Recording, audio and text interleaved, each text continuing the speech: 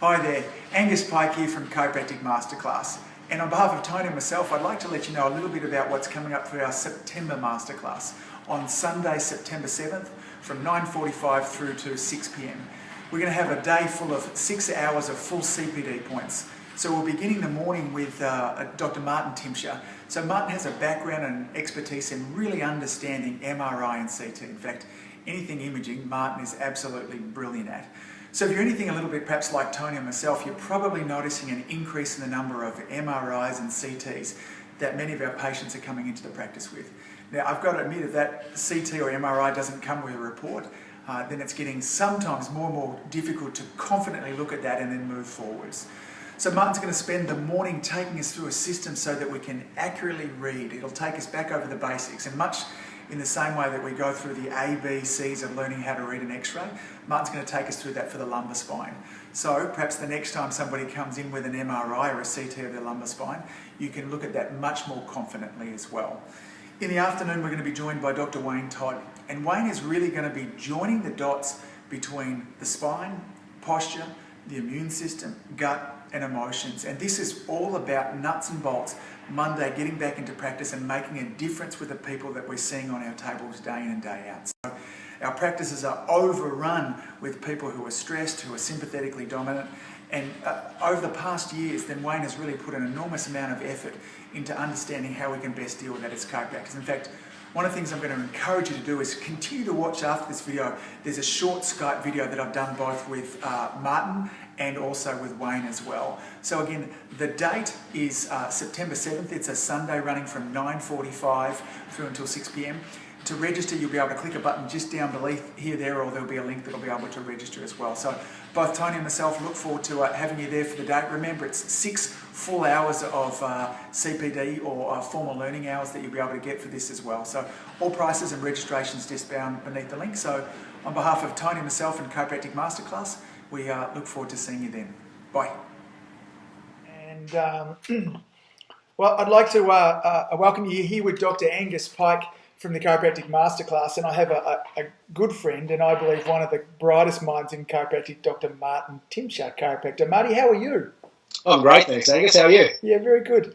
Martin, in me mentioning before that Martin's one of the brightest minds in chiropractic across many fields there too, but he has a real love and passion for imaging. Martin's going to chat with us today, in particular about some of the challenges, or more in place, really some of the mistakes that chiropractors make with regards to MR and CT, and we're seeing more and more of these type of images coming into our practice.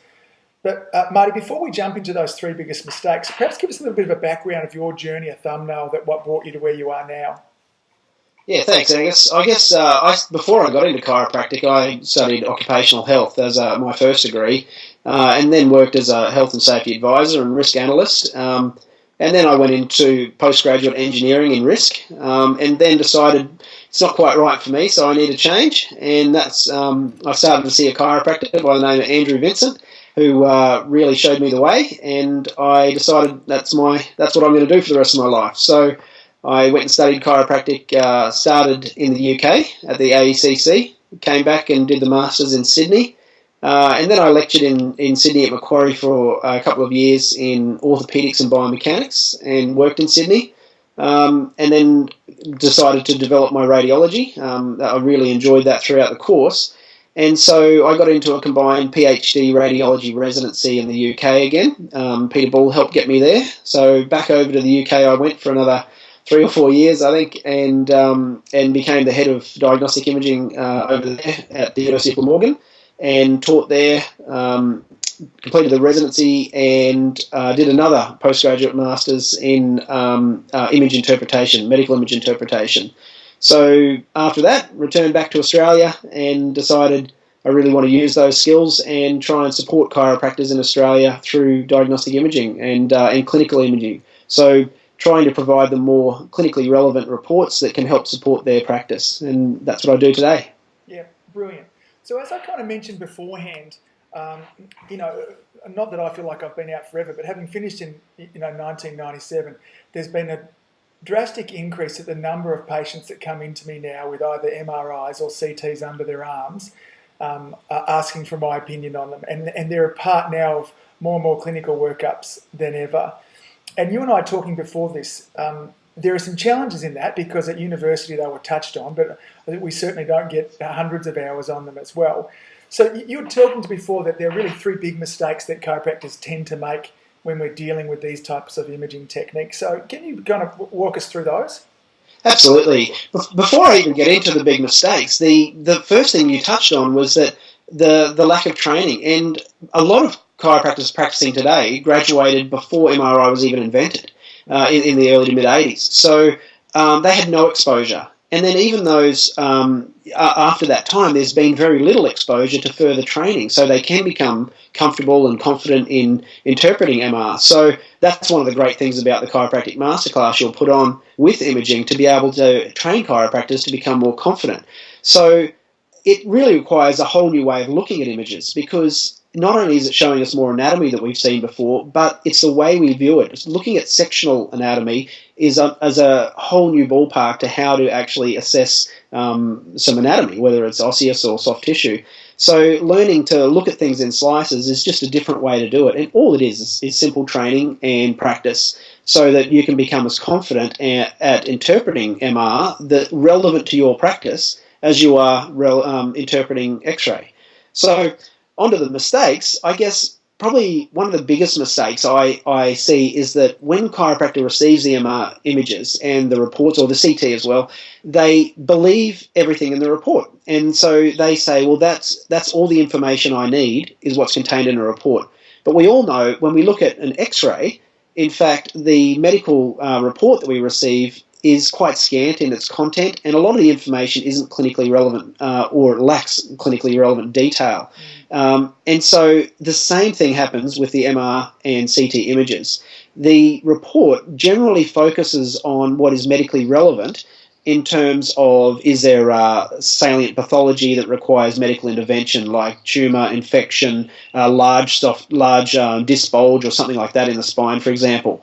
So we look at that report and we say, well, there's none of those things, therefore there's nothing clinically relevant because we're not familiar with interpreting them. When in actual fact, if you send those images to an expert in that area, a chiropractic radiologist per se, they will provide you a lot more clinically relevant information. And some examples might be high intensity zones, which is a little angular tear, or even a loss of the signal out of a disc. Whilst there mightn't be a bulge, the neo-innervation that occurs from the sinovertebral nerve can cause discogenic pain. So to a chiropractor, that's highly relevant, even though the patient doesn't need surgery, but it's not in the report. Other examples might be, let's say, the fat infiltration. So there can be fat infiltration in multifidus, which is a sign of chronic deconditioning of the spine. This is very, very rarely mentioned in a report, but highly relevant to a chiropractor. Modic changes, for example, almost never mentioned, but type 1 modic changes indicate inflammatory responses, which can produce, whether it's cytokines, histamines, prostaglandin, that will can cause a chemical radiculopathy. All this information is actually on the image, but not necessarily reported. Yeah. So don't believe everything you read in the report. You've got to learn what is relevant to you and learn how to look for those things and identify them. Some other mistakes. Sorry, go. Yeah, I certainly know in previous situations, Marty, there have been conversations that you and I have had about reports or MRs that have come back that have basically said no abnormality detected. We've walked our way or talked our way through it, and we've talked about that there's, there are signs there of chemical radiculopathy. That's why this person's got the sciatica. That's why they have the radiating pain down there as well. There will have been a lot of things that you would have mentioned there that for many chiropractors would have sounded like a new language for them as well. And that's really during the masterclass, that's what you're going to dive deep into them, to have them to be able to find the kind of things that might be clinically relevant that may be missed out by the radiologist that's reading the film. Is that fair to say? Absolutely. So just like when you look at an X-ray, there are certain findings that are important, and you don't have to necessarily know the diagnosis. If you receive an X-ray and an X-ray report, and you look at it and the x-ray report's normal, but you can see a destructive process of bone there. You mightn't know the exact cause of that destructive process of bone, but you know what findings to look for, and you know that they mean something that requires further evaluation. So you say, hang on, they've missed this. So when it comes to the MR and the Masterclass, I'll be able to provide you with a lot of those key features to look for, that you can say, is this particular thing relevant to me? Have they missed this that's relevant? And that's just a simple understanding of the physics of the imaging, where what happens with the signal intensity on the MRI. Is it bright? Is it dark? What does that mean? And it's not that difficult to identify what is important, although understanding in detail what it all means takes years and years of practice. So there's stepping stones, but certainly after the Masterclass, you will feel much, much more comfortable at looking at an MR image yourself without the report and identifying key features that are relevant to your practice. And that's really what I want to provide you, the information that you can use in practice. Great. Mistake number 2? Mistake number 2, actually, you touched on one of them, and that is the fact is, what is if the scan's totally negative and no abnormality detected? And I mean, there's not many MR reports that come back with nothing abnormal, but a lot of those things aren't necessarily clinically significant. But just because the report comes back normal, we understand how complex the pain and symptoms for the neurologic presentations of patients are.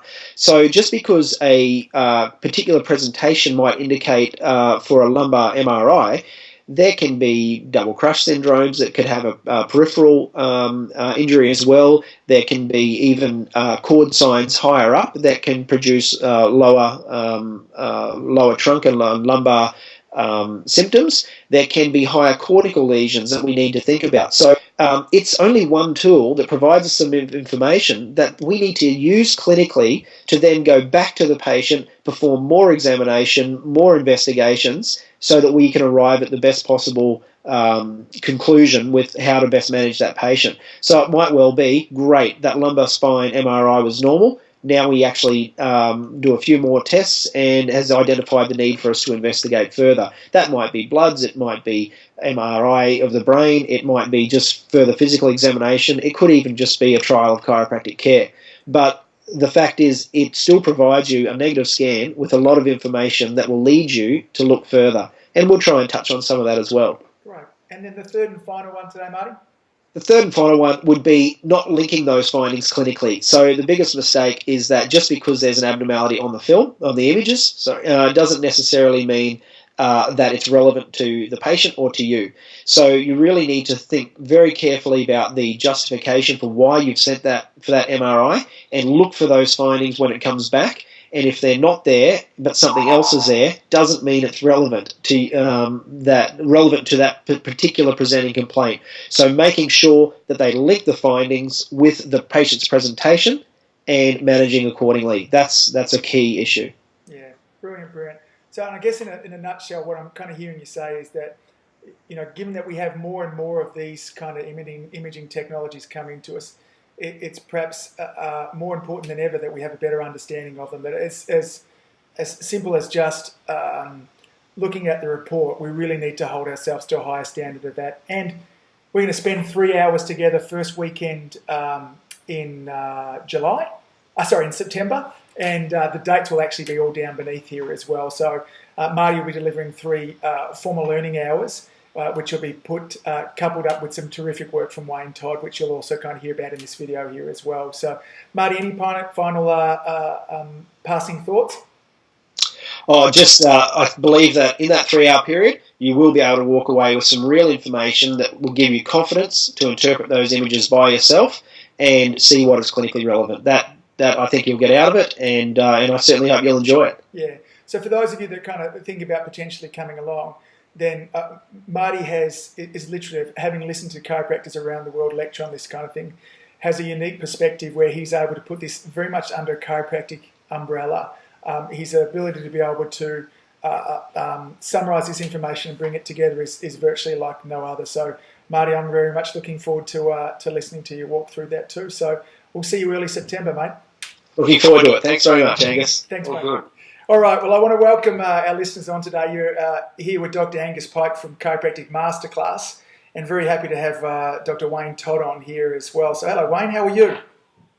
Hi, Angus, I'm very well. And yourself? Yeah, terrific, thanks, mate. So I think we're both here on our lunch breaks at the moment in between making things happen. Now, let's jump straight into it, mate. I'm going to chat with you a little bit today about joining the dots between the gut, the emotions, spine, posture, really under the umbrella of how we can make mammoth changes to our patients, and then I guess, explode our practice as well. But perhaps before we do that, for those of our listeners that don't know, who's Wayne Todd?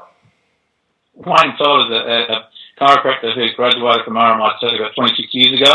Yep. And I love what I do. If chiropractic was a religion, that's what our religion would be in our house. Yeah. Having a wife who's a chiropractor, 2 kids who are studying chiropractic. We have a number of practices and over 50 practitioners working in our groups, and we love what we do. And what I have noticed, and by the way, I completed a functional diplomate neurology program about 10 years ago. So for the last 10 years in practice, I've been practicing with a functional neurology slant, I guess, if you want to put it that way. Mm.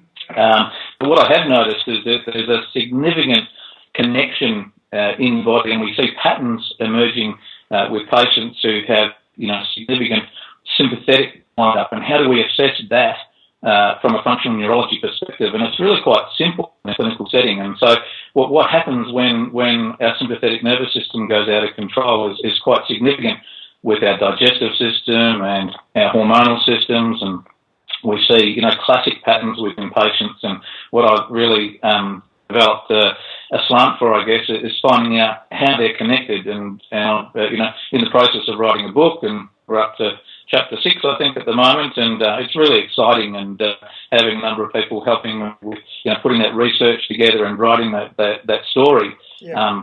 These researchers are going, wow, this is amazing. No one's connected all these dots before that we can see, but there's research out there on lots and bits and pieces of this puzzle, but it's all coming together and it makes so much sense.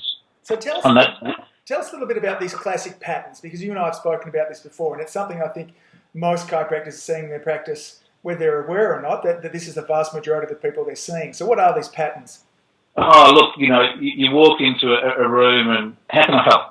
Well, I'm here because I've got headaches. And you look at that person and you may see them with forward head posture, you may see them with rounded shoulders. So that would be a dead giveaway. And you'd say to that person, oh, the headache's at the back of your head, and they radiate over to the temple area and they get worse with the day's progression. They go, yeah, exactly. So you don't sleep very well at night, do you? No, very light sleeper, and you have vivid dreams, and you feel quite anxious and sometimes a bit depressed, and they say, how did you know that? And you also get cold and tired, and if they're female, you may be having some cyclical issues as well, and had trouble falling pregnant, and polycystic ovarian syndrome, and you've had significant digestive upsets and may have already had your gallbladder removed, and they're going, usually at that point, that person is in tears because they've gone, you just described me exactly, and how did you know all that about me? And you can observe that just by looking at their posture and a number of other things. But more importantly, once you address those issues, you can have huge impacts on all of those aspects of that person's life, not just with their headaches, but you can help their general state of well-being, and that may be doing a whole host of different things that you can get a patient to do at home, in your office, specific treatment protocols to help reduce that sympathetic wind-up, and then the flow-on effect that has on multiple other systems in the body. And it's really exciting to a point where, you've mentioned there before, to help explode your practice. Yeah. I mentioned to you before, I was quickly just organising, putting a planning permit in. We're extending our practice here in Sale and putting on another 9 treatment rooms. So we just have so many people who are just taking this on board and referring patients out of the woodwork. And that's what I hope to be able to share with a number of people and help as many people get well and get on the path of true health and wellness through chiropractic intervention, but also help with chiropractic guidance to help orchestrate the balance within their system. Yeah, brilliant. And all of this, and as Wayne was said, in first week in September, in fact, the exact date and details will be down beneath this video there. You're going to spend 3 hours really diving deep in how do we address first, I guess, how do we find these people? How do we address their concerns? So we can make a heck of a difference to these people's lives. That's right, yeah? Absolutely. How do you find, this is going to be stuff that you can use Monday morning in practice. It's stuff that I use every day in practice, and my mission in life to get as many chiropractors helping as many patients as they can. And it's not just about adjusting spines. That's vital, that's important, that has a huge impact, but it's about really assessing their neurology functionally and then looking at the flow-on effects on every other aspect of their life. Yeah.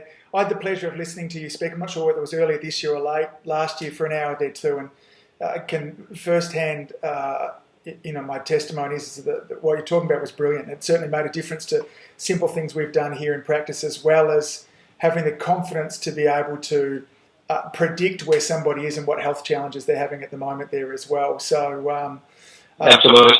Looking at their health timeline, what age that person is, and having been in practice for nearly 30 years, I've seen patients, worked with them for many, many years, and 20, 30 years ago, was trying to help them through health crises, but now knowing what I know, we could have prevented that whole journey. So when you see someone who's in their teens, their 20s, their 30s, their 40s with that particular pattern, you know where they're likely to head and how you can intervene with that, and certainly fairly confidently predict better outcomes for those people. Yeah, brilliant. One of the things that really attracted me to your work too, Wayne, is it's all done very much under a chiropractic umbrella as well, which is so brilliant about it as well. So for those of you out there sorry?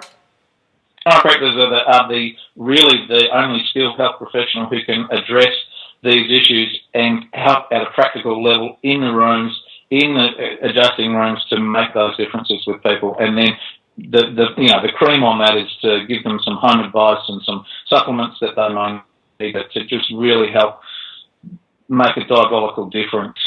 Diabolical is not the right word, but make a significant difference. A mammoth difference, I think we're talking about. Yeah, mammoth would be a good word. So, yeah. Okay, so we've, if you're wanting to work out how somebody goes about building a practice that has them needing to add on 9 extra rooms, and perhaps more importantly that, if you want to have a bigger impact on your community and really help 6 people get well, then we'd like to invite you to join us first weekend of September down here in Melbourne. It's looking like being at the Hawthorn Town Hall. There'll be 3 formal learning hours from Wayne, and we're also coupling that with some more information around better reading MRIs and CTs as well. So all the information that you need to sign up will be down below. So Wayne, I'm certainly looking forward to hearing more about this in the not too distant future. So any last parting thoughts?